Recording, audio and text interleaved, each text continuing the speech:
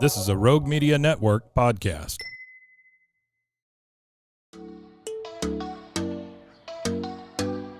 Welcome to Purpose Driven Sobriety.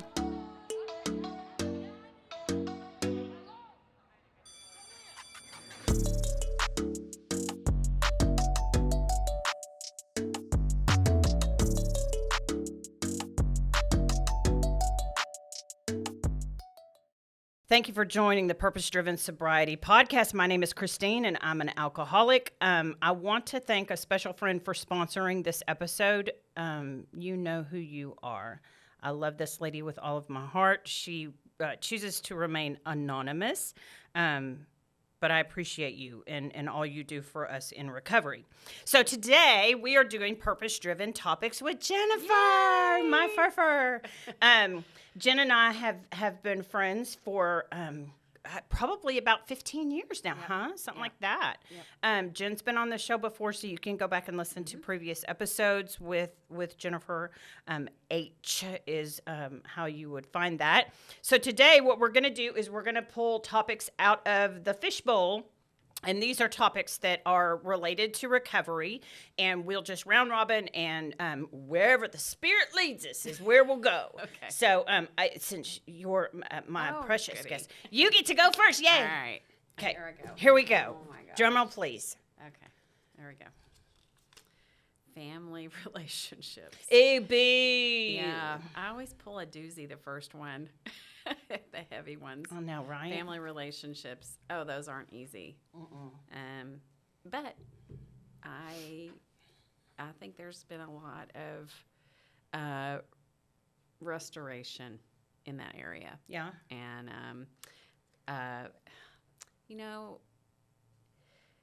Let's say, how long have you been sober? 16. So I'm Jennifer. I'm a grateful alcoholic. I've been sober since September 7th of 07. Okay, got it. So 16 years, and it's still, I want to say that this is still happening. This is still the promises. Oh, but wait, everything should be perfect after 16 years. Yeah. Are you kidding me? Right.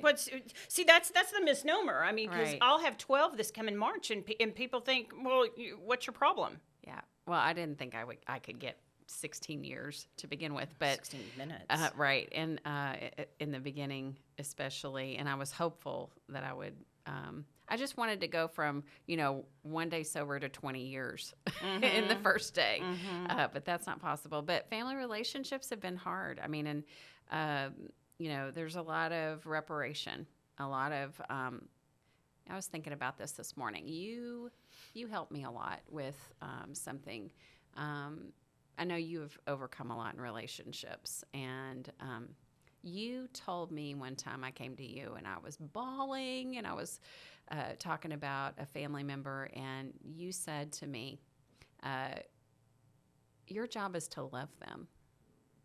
And I have always heard that, and I believe that. I believe that from practicing the principles, reading the book, reading the big book, but to put it into practice is something different.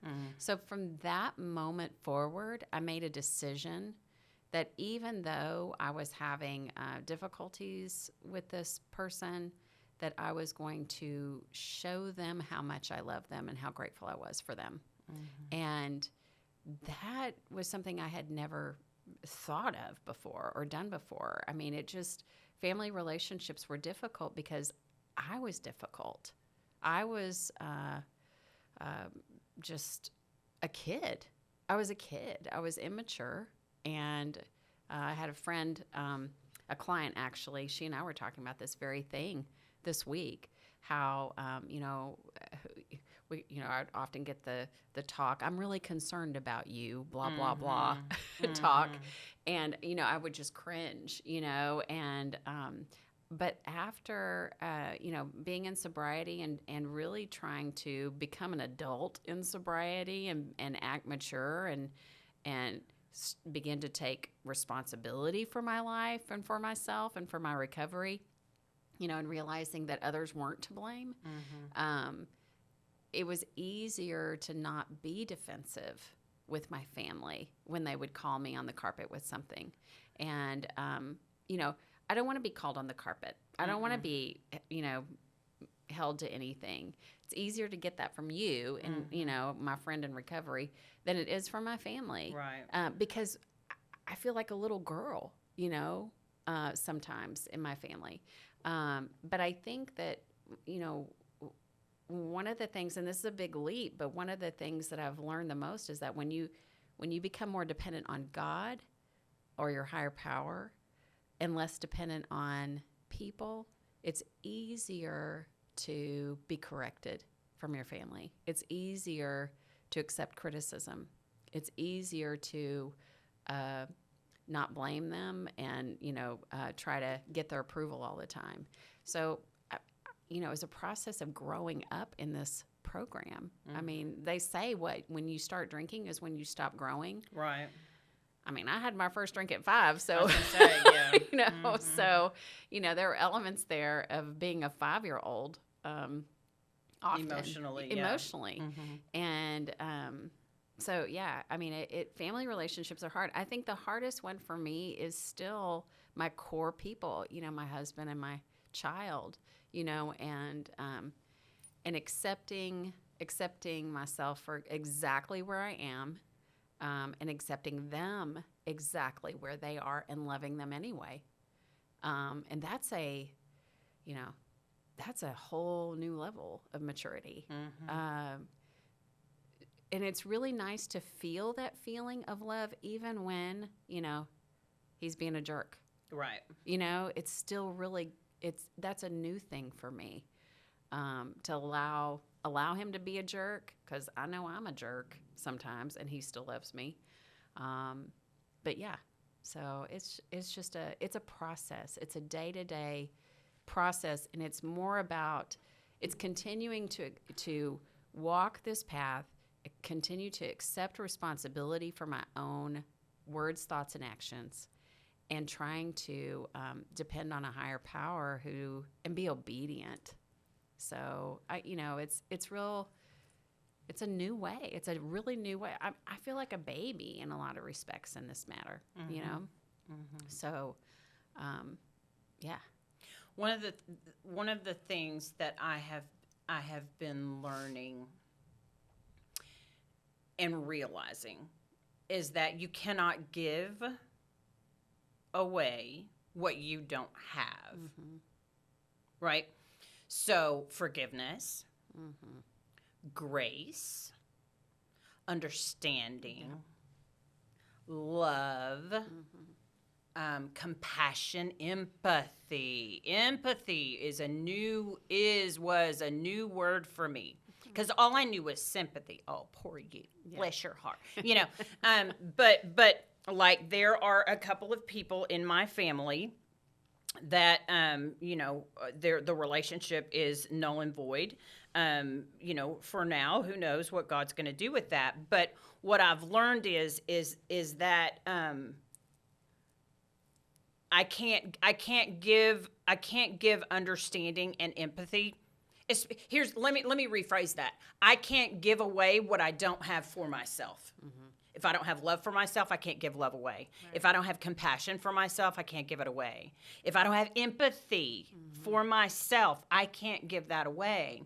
And, you know, in my humble opinion, these two people are still spiritually sick, but, you know, it is what it is. But I don't have any resentment, animosity, because I know that I'm still spiritually sick. I mean, I take my medicine, which is the program of recovery, but I see them. I see the hurt and the whatever.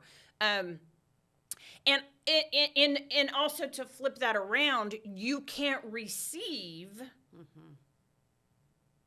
what's not already in you. So that if anger is directed towards you for someone you are or something you've done, and it's not true, if you're living a relatively spiritually healthy life, that can't get inside. That can't soak in, and you can't absorb that. It's like, you can sit here and say I'm a lying thief, but that's not true. So I wouldn't internalize that, right? Because it's just not true, right? And if you're living in truth, you know, relationships I'm going to project on you how I'm feeling about myself. Yeah. And when you say something to me, and if I take it offensively, that's on me. There's something inside of me that's like, either there's truth to that, or I'm just so wounded regarding something else that no matter what you said, I would take it as, you know what I mean? Yeah. So I'm getting even deeper into how those relationships work. And here's what I've come to realize. Lay it on me. One of the biggest things, and it's, it's just the truth. This life is not a team sport. I'm not going to heaven with my husband. Probably not at the same time. I probably will see him there, right? I'm not going to heaven with my children, with my parents, it's me. Yeah. Now, that doesn't mean I'm selfish. That just means that I need to make sure that me, person, human being, soul, spirit, whatever you want to say, is okay, has done the deal, is doing the deal. You know what I mean? And everything else, as long as I'm doing that, everything else just seems to, the puzzle pieces just seem to fit on down the path. Yep. They're complicated. I thought when I stopped drinking, everybody would just go, "Yay! It's all better now." Right. Everything's fixed. Let's just have Thanksgiving. And it didn't work out like that. Yeah. I had people that came into recovery with me, and I have some that have not, and I can't do anything about that. I just have to love them where they are and let God do what God's going to do. So, enough about them. We don't want to talk about them anymore. What is wrong with us? No, is it? You're not going to appreciate it. Okay, what is it? Character defects. Oh. I thought it said chocolate something. No, I wish it said, oh, yummy. Character defects. I think we need to add chocolate something in. I was thinking about that this morning. Character defects. I have them. I have a shit ton of them. Yeah. And they're, it is what it is. But the fact of the matter isn't that I'm so grateful for is that I know I have them. I have a solution. What do you think your most prominent defects of character are? What do you think that is? It would have to be ego.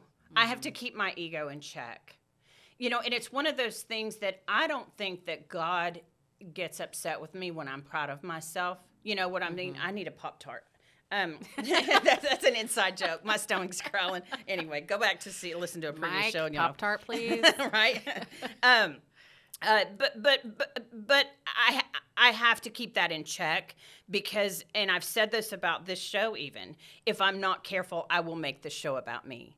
And it's not about me. It's not. I don't want it to be anything about me. That's why I've not paid a penny to produce this show, to put this show out to anybody. All of the listeners that love it have contributed to pay for episodes because if I pay for it, I'm going to take possession of it. Sure. And I just know me well enough to know that. And whenever I've done that, like we're currently doing Operation Sober Santa. So yeah, which is where we have taken donations and are taking donations, and we will supply Christmas care packages for residents in local sober living houses. And the deal is if I'm not careful, I'll make that about me. Yeah. So I know that that's probably my number one character defect.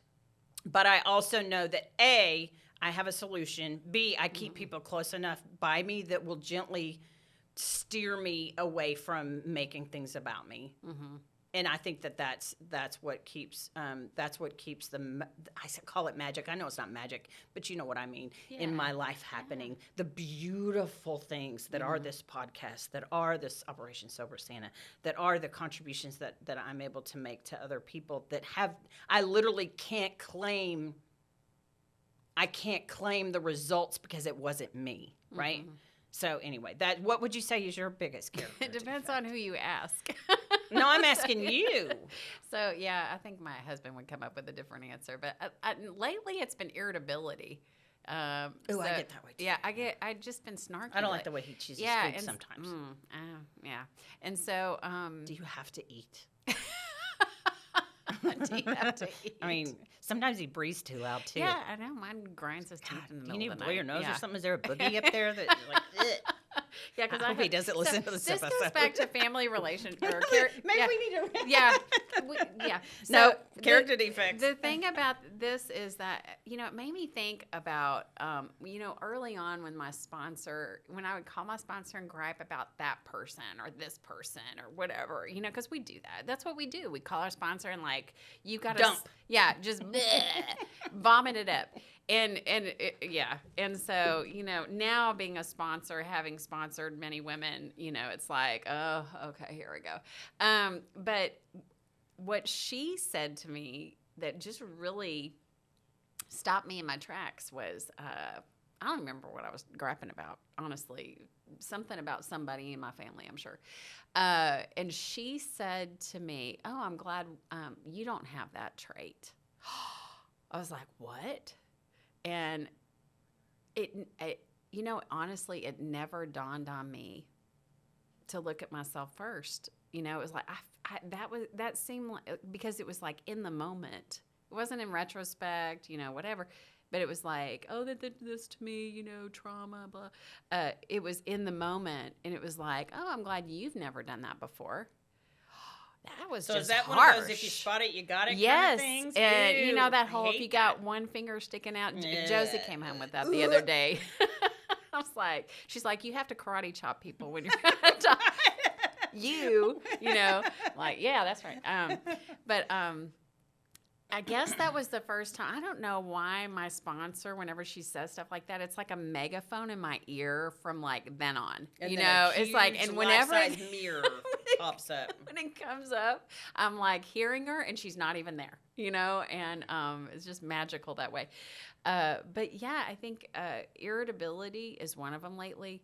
So when these crop up, we ask God to remove it, and I forget that I'm not running the show. I'm not running the show. Another one is disobedience. Because I can get onto social media instead of doing my prayer and spending adequate enough time, with Him in the morning, and that's just disobedience. There's just nothing, foofy about that. That's just downright disobedience, and I'm like, Going back to what you were saying about irritability, Bob Darrell, which if you're listening, Bob Darrell, I'm trying to get him on the show. He does one of those. He's on one of the speaker, we call them speaker tapes still, that I've been listening to for quite a while. And he introduces himself with his last name, so I'm not revealing anything. But he tells a story of a guy that he was sponsoring that he was just crotchety and growly all the time, and I can't remember his exact words, but he's always taking everybody else's inventory, and one day Bob said to him, he said, here's what I think you should do, and the guy's like, yeah, what should I do? And he said, I want you to go home and pray. And what should I pray? And he said, I want you to pray that tomorrow God gives you the grace and the judgment that you've given other people today. ooh, I know, right? He said, and then he gave him a big, he said he starts walking away, and he said across the parking lot he hears, F you, kind of thing, because he knew what that meant. Yeah, exactly. I mean, what if, God treated you exactly the way you treated that Ouch. waitress or that waiter or that clerk that maybe lost a loved one yesterday or, that just resonated with me. And I thought, sometimes I would not want to pray that.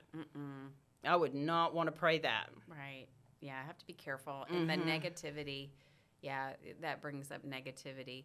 So I have to, what do I do with that? I think that's the big question. What do you do with that when it pops up, And I mean, I think we have to have people outside of ourselves we can talk to about that to point out. That you have given the authority to. Well, see, that's the big difference, which you were just talking about, that, a sponsor can say something to you, but if your husband said that same thing to you, you'd claw his eyeballs out. Right. And I guess, and I'm not there yet, but I guess the idea is that we're so open that we can't accept criticism from anybody. Yeah, no. Mm-mm. No. So No. I'm not there yet. No. But yeah. Don't even No. think about it. You know who you are. Right. But yeah, it's okay. is it, so the question is, is it true? You know, like whatever is being said, is it true?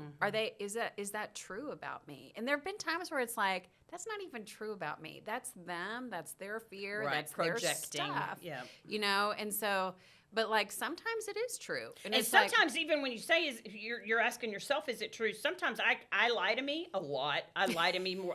I haven't lied to a single human being since March 14, 2012 at approximately 11:30 a.m.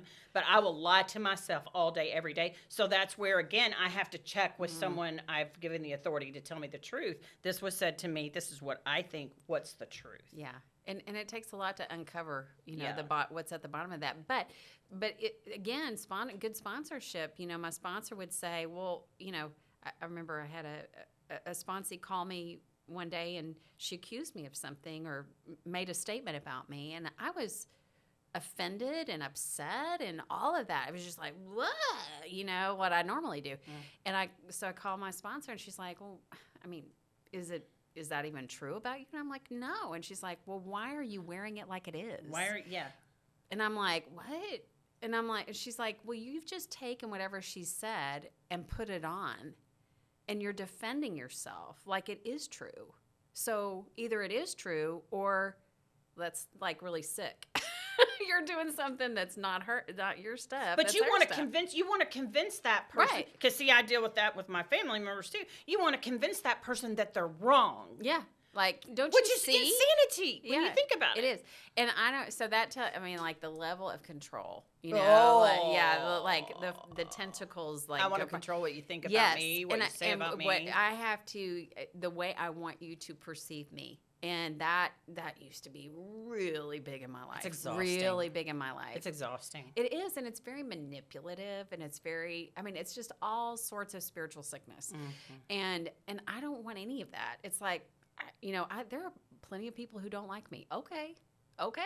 You know, I'm learning how to live with that, you know, and be okay with that. But I don't have to wear your truth, Right. you know, or your perception either. So, you know, I know who I am today better than I've ever known myself to be. And I feel like I'm on the right walk. Do I do it perfectly every day? Hell no.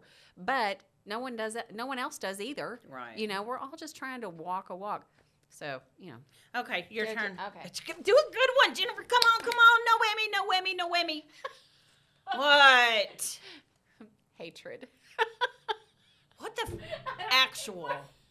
Did you put this I in did here? not. I swear there's good ones in here. Ugh. Yeah. Okay, hatred. We're not allowed. Yeah, I'm not. I can't even be, like, it says I can't even afford anger. Oh, yeah, right? Shit. Like, this was even like, okay, there have been times when I have felt that before. Oh, me too. Oh. And then I, you know, and then it's kind of like, I'm reminded, it's kind of like what you said. And it's for good reason. You know, it's like hatred. I mean, like hating somebody, you know, like I can always justify that, right? Like they did the most despicable thing to me or my kid, you know, and they get what they deserve. Until I go to a meeting or I go talk to somebody about it, or, you know, my sponsor or somebody else, and they say, you know, they're God's kids too. And God loves them as they're- much. I hate that. I hatred that. That God loves them as much as he loves me. Right. I don't think so. Yeah. And, I mean, that's... Well, okay, so here's an example. So I was in a meeting, and I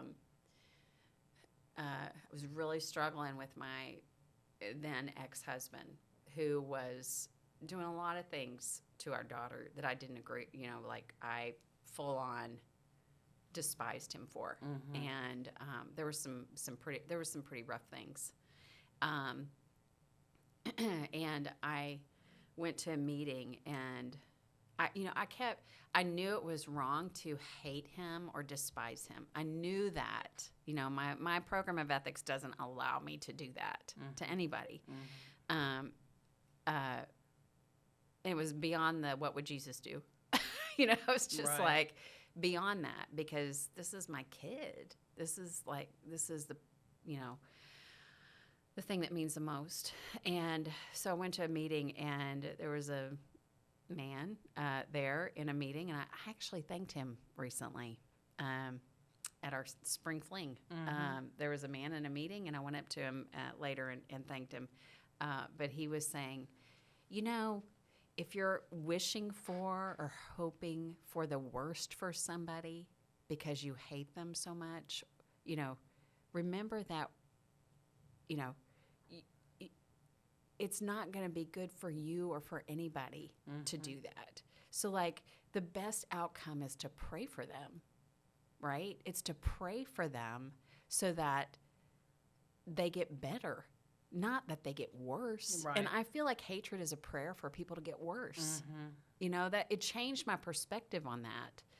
And I really felt like, so I knew it was wrong to hate him, but after that meeting, it was like, okay, I know what I need to be doing now. I need to be praying for him, because not praying for him isn't going to help him. It's not going to make him better. Well, and it's not going to help you too. I mean, Well, you know, sure, yeah. Just like we were just talking about, you can't give away what you don't have. And also you do give away what you have. Yeah. So if you're carrying hatred into the restaurant and this waitress drops something or has your food wrong, do you think you'll handle her with just as much grace as you would if you went as a happy person? Yeah. You know what I mean? I Well, mean, and so you that can't- it oozes out on all of that. Whatever's in you is going to ooze out onto Well, and the I had a people little you girl love. who's watching me. Yeah. And do I want to teach her to hate? Do I want to teach her that? And is that something I can really cover up? No, you can't cover up. You think you hatred. can, just like we did our Yeah, drinking. but you know people who have that darkness and the people who have light. And so, and I want to be around the people who have light. Amen. So, Okay, What enough about- of that. did you Enough talk? of that, huh? did you talk? Yeah, well, yeah, basically during that whole thing. Okay, well, this is good. Service. Oh, I like service. Yeah. Service is Okay. good. I didn't like it before, and I like it now. Yeah. Well, Um, let's tell the full truth about that. I remember there were times where people would ask you to speak, and you would say No, and it wasn't. Yeah, my first 9.5 years, 10 years, I refused to tell my story, and it wasn't I don't want to. It was just a no, thank you. I don't need to do that. I don't need to do. That's all right. Thanks anyway. Yeah. Kind of thing. And I remember the first time I told my story at our home group. I was a vomit ball of mess. I was. My hands were sweaty. My mouth was so dry I couldn't even talk. It was insanity. So I did it, but I did it. I was a brave little person, and I did it, and I swore I'd never do it again. Yeah. Ever do it again. So let's go to the first part of this year. And I can't remember what the situation was, but it was the very first part of this year, and I made an agreement with God that I would not say no from this point on. If someone asked me to speak or do something of service, I would not say no. I would make myself do it, And lo and behold, February, I spoke at the International Women's AA Conference in Dallas, Texas. And I didn't die. I was shocked that I didn't die. And there was all these beautiful, which we can get into that later, there were all these beautiful lessons that happened there that God just showed up and was like, I'm here. And then other people had suggested this, but you tend to be a little bit more in my face about 'Cause we doing office next door. about doing this podcast, and look what God has done with that. Yeah. So it's one of those things that I don't know what the heck he wants me to do from any point on. I'm just willing. Yeah. And when he calls you up, man, get ready. Yeah. Because it's the ride of your life, and it's the most beautiful thing that you'll do. So it's not about me. It's not about me. No. Which makes me really sad and just glorious all at the same time, because I don't want it to be about anything to be about me. Right. Because I'll screw it up. I'll screw it up yeah. when I stand back and just, it's just the lessons that I've learned, especially just over this past year, have just been, I can't even. Yeah. I can't even. It's getting out of the way. getting out of the way of God. And just being willing. Right. Yeah. Just showing up. Yeah. Service is so I've had to do different types of service, right? And I can't always sponsor people. You know, like I have sponsored people. I am sponsoring right now, but I feel like the most growth I get is when I take them through the steps.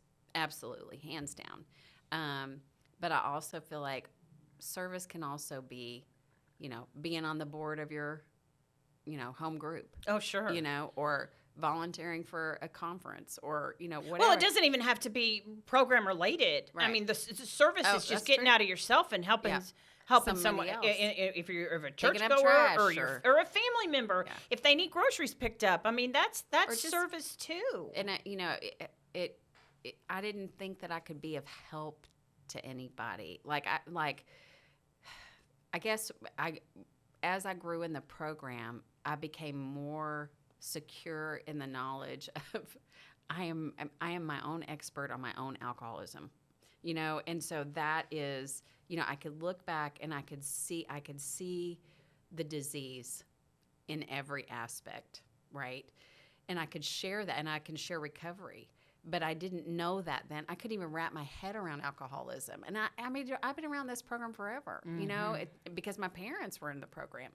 But I really, until I went through it and I experienced it and, you know, had to fail, you know, that's when I realized what this program was really about. And then being able to share that, you know, going through the steps and then sharing that over and over and over and over again with people. I mean, I don't even know. I used to go, we used to go out to the ranch. Now it's shut down.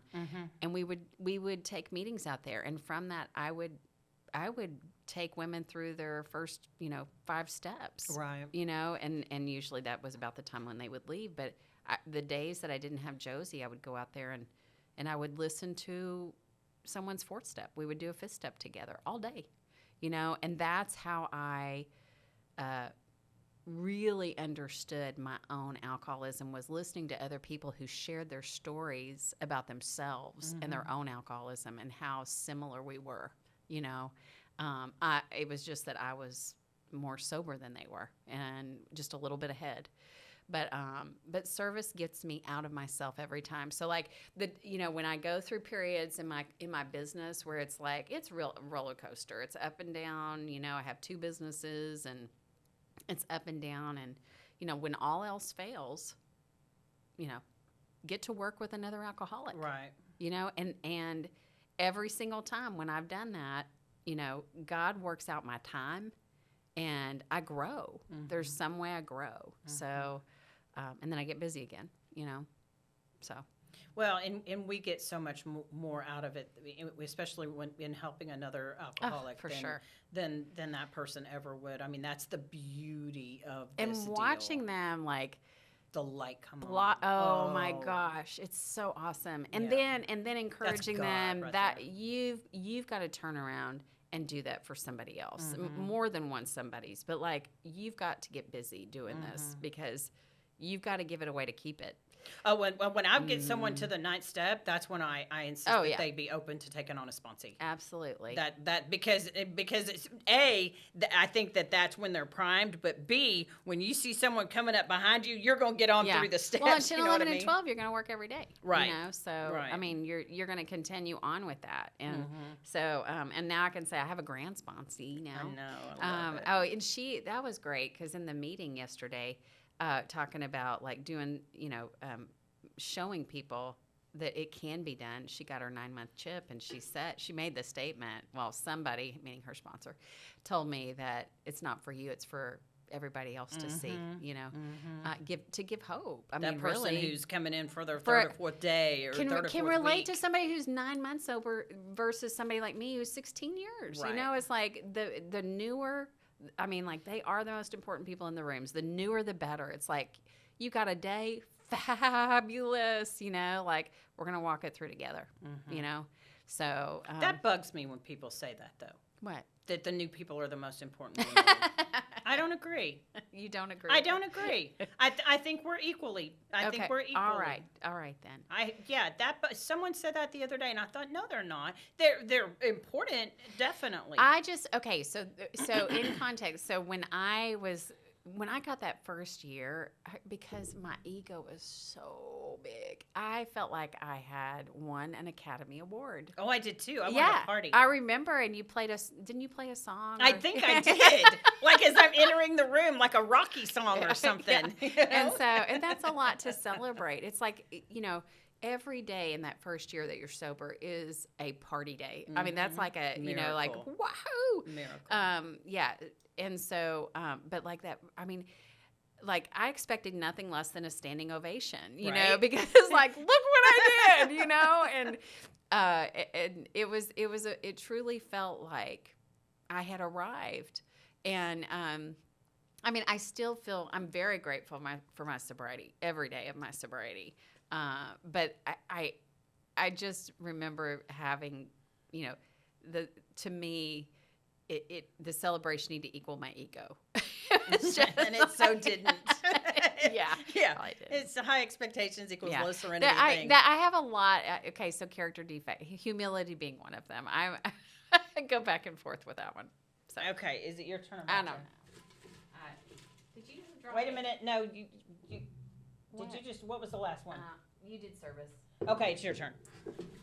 I'm just making sure. Hatred. Oh, that's right. Okay. Temptation. Golly. Yeah. I feel like God's trying to say something to me Right? today. We need to add those. We need to line those up and make a sentence out of them. Yeah. Line these Temptation. things up, make a sentence. Okay, temptation. Well, I was tempted to drink until I started getting busy with the steps. Let's relate that to how I drank. I couldn't avoid it. I could not avoid temptation. I felt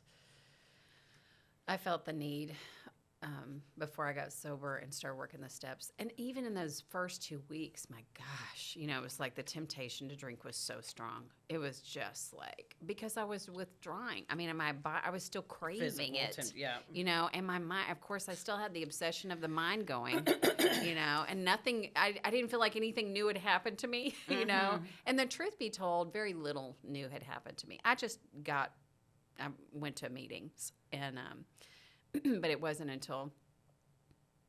really until I worked my third step that I've talked about before with my sponsor that, steps 1, 2, and 3, that I felt the temptation removed to drink. And that was probably the biggest miracle at that point. Well, along with God talking to me directly, him, asking him the question, having him answer. That was probably the biggest promise to come true, like that we're not avoiding temptation, but I have temptations for other things now. Even I was going to say, yeah. Mm-hmm. I mean, that so doesn't temptation stop. doesn't go away, but it's just maybe transferred to other objects or things, or even So people. would you say what you were just talking about, or is it this? Because I'm just asking, is it the same thing? The obsession. Mm-hmm. Yeah. Is that the same thing? Well, is it temptation? That so same like thing as temptation is like when for me when being in the presence of alcohol and not one of the older ladies in our group at one point was talking about how she was she could hear alcohol calling her, like there was beer in the refrigerator and was calling her name, and I knew exactly what she felt about. I mean, I was like, yeah, like when there's alcohol in the room and that temptation is there. And then it can turn into that obsession. Like, well, maybe I'll just, have one, use the lie, right? Maybe I'll just have one drink and, it'll be okay this time, Right. And so like that temptation draws us in or draws me in, the obsession takes over. Gotcha. That's how I see it. I don't know. Yeah, that was also a thing with me. I still to this day, almost 12 years later, I'm sure I could. I won't have it in my house. Yeah. Yeah, that is my safe place. Yep. I can go anywhere. I'll go buy it for you if you're having a party or you need me to pick it up. Oh, not a problem. Or if you have it right beside me, I'll go get it for you. In my home, I can't have it. Yeah. I just can't have it. Well, That needs to be for me a pure safe place for me. Well, we don't either. We don't have it in our home. And there was a time when there was, I don't know, a bottle of scotch that my husband had gotten from work or something. I don't remember who gave it to him. It was in the garage forever. And I said, could you just go ahead and give that away to, our son and just get rid of it? And I think he did. So there's no alcohol in the house either. But I've been places where, like alcohol is served, and I'm not tempted at all. I do feel like I've been placed in a position of neutrality, and I don't mean to sound so, catchphrasy or whatever, but it really is, that is a promise that has come true. Right.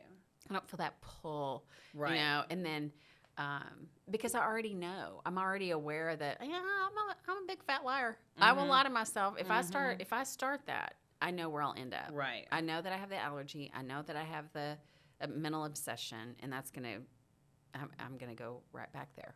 So I can't drink. I can't, that's the thing. It's like, a lot of people come to AA to manage their drinking. Well, that's what I thought. I fully expected I had no them delusion to teach of me that. how to drink properly, and they failed miserably at it. Yeah. I figured, there was some kind of a secret or some kind of a little therapy session or something that they would, because if you'd asked me why did you drink the way you did last night, I would tell you all kinds of reasons. Yeah. But when you remove those problems, I should be able to drink fine, right? Yeah. Yeah, no. Yeah. I had no delusion of that because my parents had been in AA and they didn't drink. And when someone slipped and started drinking again, everybody knew, that, it hadn't gotten any better, so I kind of knew that. I was on the up and up, and it took me a long time to come back for that very reason. It was like, I'm not going to give up alcohol for my life, for the rest of my life. Right. And then we find out it's just one day at a time, one day at a time. And my life has gotten so good. I mean, oh my gosh, there's so much good going on in my life. And I have highs and lows, and everybody else does too. But there is a lot of good. So what was the topic? I don't know. We're moving on to bigger and better things. Yeah. Let's go to the very bottom. Surprise. Courage. Oh, okay, yay. I like courage. I don't have courage. What? I have a willingness. Yeah. I have a willingness and a trust. For me, I am willing to do whatever God directs me to do, and I have a trust that He will give me the ability to do that when the time is proper. In our literature, in how it works, it says, "May you find that one is God. May you find Him now," which is where I never am. I'm never ever in now. I'm in yesterday, or I'm in next Tuesday or Friday or next I'm never in the now, and that is the only place that God says you will find me. Okay, so I'm probably going to get this wrong, but the origin of the word courage comes from French, coeur, and there's probably a Latin and probably some other languages that came from too. But it means heart. So doing things with heart, or really, yeah. Well, you think, in love. Well, even same thing, love. Yeah. Because you see a burning house with a child inside of it, and you've got bystanders and a mother. Who's going to be running inside that house? It doesn't feel like courage. Like what you're talking about. It doesn't feel like courage. It doesn't feel like, like there's a question that you wouldn't that you go, puff up your chest and put your arms on your, and do the Superman pose, and it's just, you're but right. I think I think a lot of people look at you and think, like that probably is one of your better attributes. We're talking about like character defects, but that's not how you see yourself, because you just do the I'm next. scared shitless half the time. I know, and so you do things with heart even when you're scared, and leave the results there to God. There you go, and that's what courage is. And so, like, I think that, we can talk about character defects, but let's talk about our attributes too. Like we're Which not- which I think is so important. Absolutely. When you, especially when you're doing a step 4, where you're beating the shit out of yourself. I Right. mean, it feels like you're Oh. not doing that, but it Yeah. feels like it. And it takes a lot of But I courage. have sponsees that like, okay, what's good about you? Yeah. Oh, nothing. Yeah, bullshit. What's What's good about you? What Or, yeah. What do you love about yourself? There is something. Yeah. And if you can find that little nugget, you can usually see the other things too. That Right. but courage. I just want to have love and trust in the Father. To do with me as He will. And that was one of the things. That's the beginning of this year. That's I say that I prayed the most dangerous prayer there is. Use me. Yeah. Well, okay. So I have a story. So, and it really, it's related to life and starting my own business and, training teachers. And we were in the building and Chuck was still there. And Chuck Williams was a great mentor to Christine and Rick and to me. Very spiritual man. And my first day of training, I had 3 people I was training. I think I've told you this story. And I mean, like, I was so scared to do it by myself. And I was the only trainer at that time doing the entire 2-year program by myself. I just want to say that I know of. And so, and people looked at me like, "Are you kidding? Like you did that?" Yeah. And so, we go big. Oh, I know, right? We don't just do go anything big. half-assed. I'm in the, and I am like, girl, I have diarrhea so bad. And so, like, I go down. I'm like, let's all take a break. And so I go down to Chuck's office, and I'm like, I need you to pray over me because I feel like I'm going to lose it. And he did. He prayed over me, and it was like something in me just realigned. And I was able to go back and finish the day and the next day and the next day and the next for 2 weeks. I do 2 weeks straight. You know that. So, but like, to me, that's courage. It's like, yeah, I'm still going to have fear. I was scared to death to come into AA again. I was scared to death because I had I felt humiliated. I felt like a failure. Everywhere else I was able to, keep the spinning plates going. Right. But in that area is where I felt like I fell flat on my face.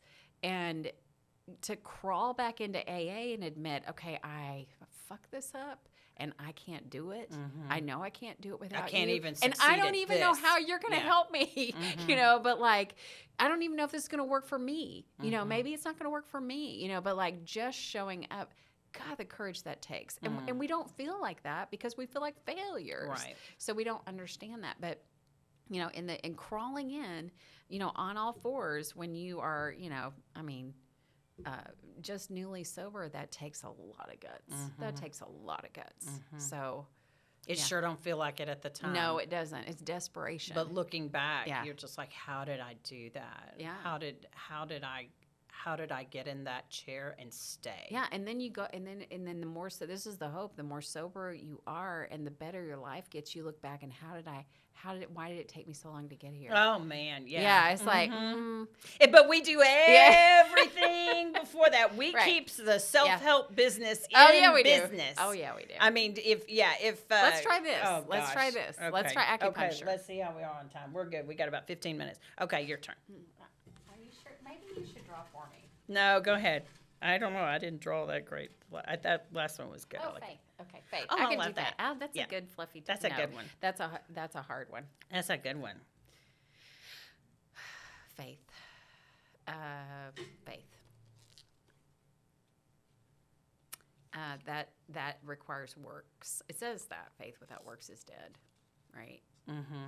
Faith without works is dead. So really, faith for me is an action. It's making a conscious decision every day to go to my higher power and to sit with Him and just, like you said, receive Him, and pray that that I'm forgiven. Every day when I screw up, I still need to go back to Him and say, you know what, I messed that up. I was rude to so and so. Now I need to go back and clean it up. I'm asking you for forgiveness. And spending time in prayer and worship. I don't know why I did that, worship. But that's a big part of my obedience to my higher power. Mm-hmm. I know how to worship. I know how to worship alcohol. I know how to worship people.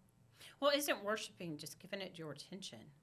Giving it your for me, it's the highest position. It's the highest praise. It's the one, for me, my higher power deserves that. Mm-hmm. Because everything, I was reading something this morning about obedience. We recognize and I'm going to mess that up. We recognize God's miracles and His presence when we are obedient to Him. And, I need to continually remind myself, Christine, that I'm not God, that He is. And that I can't, if I choose to worship myself, I'm in trouble. I am in trouble, But if I worship Him and I praise Him and I give Him the glory, then it comes back to me and countless others. Think about your work here and your work at OSS and, all the work that you've done. It's like, all these people have received grace and mercy. They're getting the benefit of, your praise and worship and faith. That's how I see it. But Faith to me, and I hope this makes sense, is releasing the results to whatever they're going to be. So is it different from trust then? Is faith different from trust? So I've said this on the show. Faith is being at a circus, and there's a high tightrope thing, and there's a guy that shows up, and he's about to come out, and he's got a wheelbarrow. Oh yeah. And you're like, I have faith he's going to make it across there because they wouldn't let him up there if he couldn't. Yeah. I'm sure, and I have faith he's going to make it. Trust, I go up and I get in the wheelbarrow. Yep. I think you're required to have both to receive what all God is willing to give you and has in store for you. My nightmare is to get to heaven and God go, if you'd only trusted me, this could have been your life. I had faith that, and I trusted that if I did this podcast, one person would be helped. Anything past that is gravy, as far as I'm concerned. Yeah. That's he gets the glory, whether it works or whether it doesn't. Same thing with Operation Sober Santa. Same thing with I try everything that I do. I try to have faith and trust in. And I plant the seed. I just want to plant the seed. And if God doesn't do something with the seed, now, I am literally the person. I think I told off on myself a couple of years ago when I did this, because we went to South Carolina one time. And Mary, Chuck's wife, you just spoke about Chuck. Mary, when they had gone to Jerusalem, had picked up seeds, and there's a tree there at our office building that she had planted that seed is now a tree from Jerusalem. So I want to be Mary, which they've both passed, God rest their souls. But I want to be Mary. So when we went to South Carolina, I picked up a seed and I brought it back and I planted it in a pot. And 2 weeks went by. And there wasn't nothing poking through that dirt. Yeah. Would you like to guess what I did? I had no idea. I dug it up to see if it was growing. It was germinating. That's hilarious. I'm the digger-upper. Yeah, right. And God's like, really? Really? Like you're going to help this That process. was a lack of trust. Yeah. So I'm not a digger-upper anymore. Yeah. I'm going to plant the seed, and I'm not going to come back to say, did you learn that lesson? Did you, how did that make you feel? I'm not. I can't be that person. No. We plant the seed and we leave the results to God. There No you matter what it is, no matter what it is. When I get in the car at 4:00 today and head to Fort Worth, I'm going to plant the seed that God's going to get me there safely and get me home safely. I'm going to leave the results to Him. Well, and faith has a lot of times been in retrospect. So like my husband tells me this. He's like, go back and think about all the times that he took care of us. Let's go back and look at that. And he has his own personal story with that, with our son. And just, that to me, faith requires an examination of where God has been in my life, performing miracles that I didn't even know were miracles at the time. But now, in retrospect, like being able to look back and go, wow, he was there. That reminds he was me. here. That reminds me of Okay, a yeah. story Tell me a story. that Bob Darrell talks about in this deal. He talks about, and I know I'll screw it up, but he talks about back in the day. In London area, there were lamplighters, and the person would go around and light the lamps in the evening to light the streets and stuff like that. He said, so you never knew where that person was, but if you were to go up high, right, and look down, you can see where they had been. Wow. I know. That's a It gives it chillies, great didn't faith it? story. I know, Yeah. right? Yeah. For sure. So that's like in my life. Like, I don't know where God is right this second. I know He's in the now. Let me rephrase that. I know He's in the now, but I can look back in my life and I can see where all the lamps were lit. Absolutely. And the fact that I forget that He Yeah. does that. Yeah. Right? Because then I'll be worried about something. It's like, did you forget that I'm going to light that lamp? Yeah. Are you serious? Well, Like, this is what I do. And you know? the fact that we're here, alive, and sober, Oh and my we're not gosh. dead, we're and not in actually being prison. of benefit to anything or and anyone. we're helping people.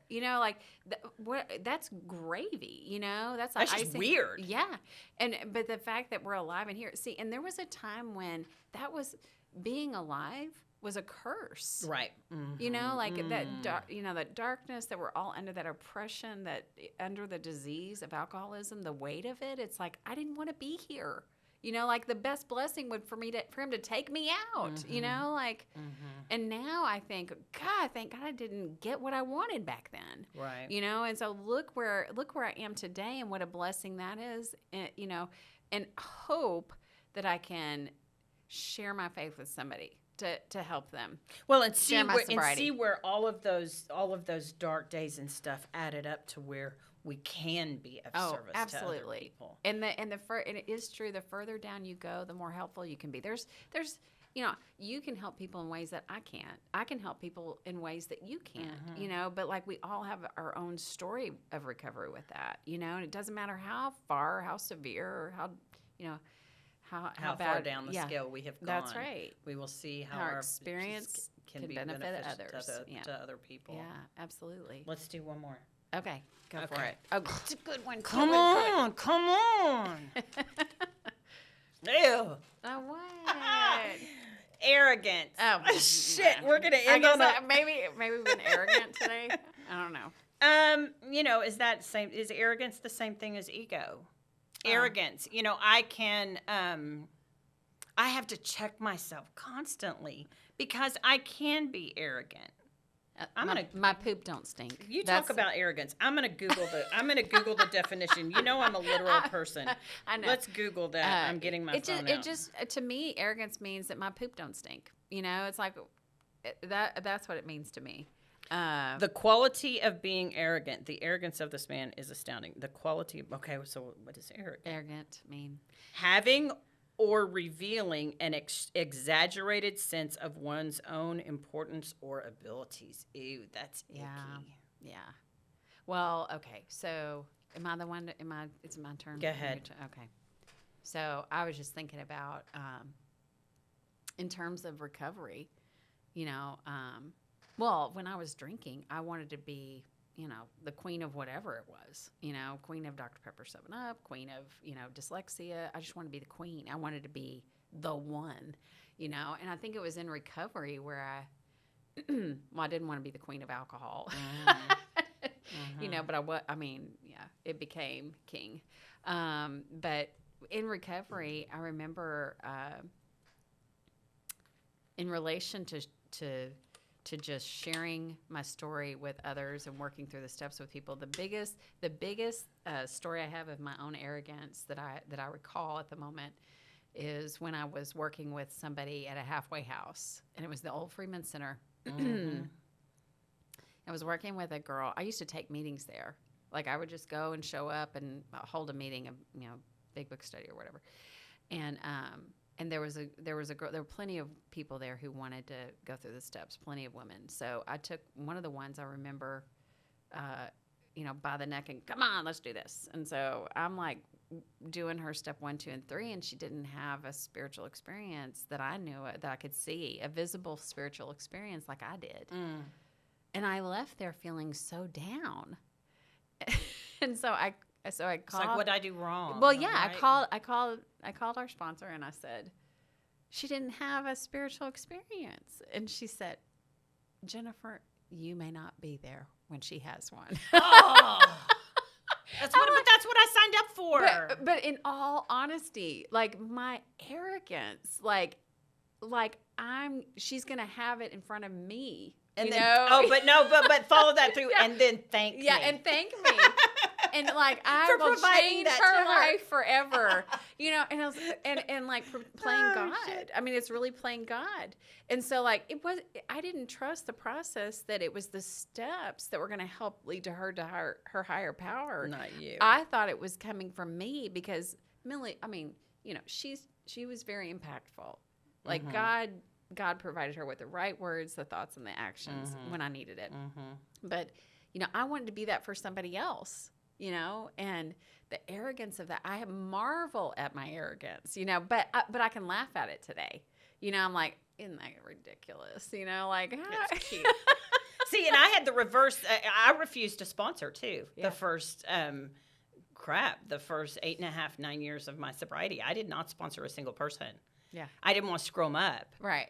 I Like did you not have want to that screw them ability. up. But I didn't know that. And wouldn't you know, the first 2 people that asked me to sponsor them, it was very, very short-lived. And so I told our sponsor, that, no, I'm done with that. And she didn't make me. She was like, okay, but you can't make anybody drink No. or make anybody get sober. So, but I didn't understand that. Yeah. And I didn't understand how it was for my benefit too. Yeah. So it took me a while. Yeah. It took me a while.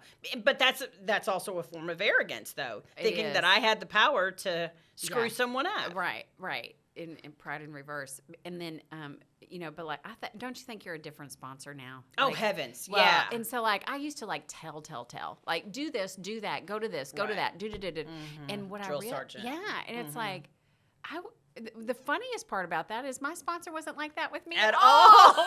It's like, so I can't even blame her for that, At all. Well, my sponsor, no, she didn't do any of that. She really sponsored me with a lot of love and acceptance and empathy because she could relate to me, and I Meeting you where you are, not telling you where you need where to I need to be, or judging me. Yeah. I mean, she really just. So I try, with as much as I can to, drop all that, and to just really like, this is how I did it. So I'm going to show you how I did it, and I want come along with me, and I'll be right here, and we're going to invite God into every meeting that we have, and that's really important for me. It's like when I'm doing work with somebody, I've got to have His presence, because without Him, it's just the mechanics of, so, and I don't know what God's going to tell them. I don't know how God's going to communicate them. I don't know what words they need to hear, but that's on Him, not me. Right. All I can do is just show them in the simple way that's outlined what I did, and hope that they get a lot from that. But yeah. I think arrogance is funny. All you can do is plant Yeah. the seed and leave the results to. Yeah. But yeah, arrogance and ego. I mean, exaggerated opinion of yourself and then taking credit where it's just like I can't imagine. I'm that juvenile thinker. I just imagine God just sitting there crossing His arms, going, "Are you serious? You're taking, but you're did you do that? Is that what you did? Which I know. I know. What is it? I heard someone say the other day, God created us and then we return the favor to him, Yeah. created us in his image, and then we return the favor, thinking he's a petty, judgmental, persnickety. And I think as his kids, and I know we got to wrap it up, but I think as his kid, and what's emphasized in our program is that we share. We don't tell, we share. Right. And when we share, it's from the heart. It's from our own experience. So nothing I've said today is an expert opinion except on my own alcoholism, on my own experience, my own strength, and my own recovery. Right. And that's it. That's all I can speak to. So Well, hopefully I it love helped. you. I love you. And this is fun. I won't put these back in there. Okay, please and don't. There's Let's a lot more topics. Let's burn the hatred. No, we're going to save Oh, these and replenish them because our answers, see? I'm sure, will be different next time. I So, don't like that. anyway, thank you All for right, coming on thanks here for with having me. me. Thank you for listening to the Purpose Driven Sobriety podcast. Keep coming back. Thanks for listening to Purpose Driven Sobriety. Keep coming back.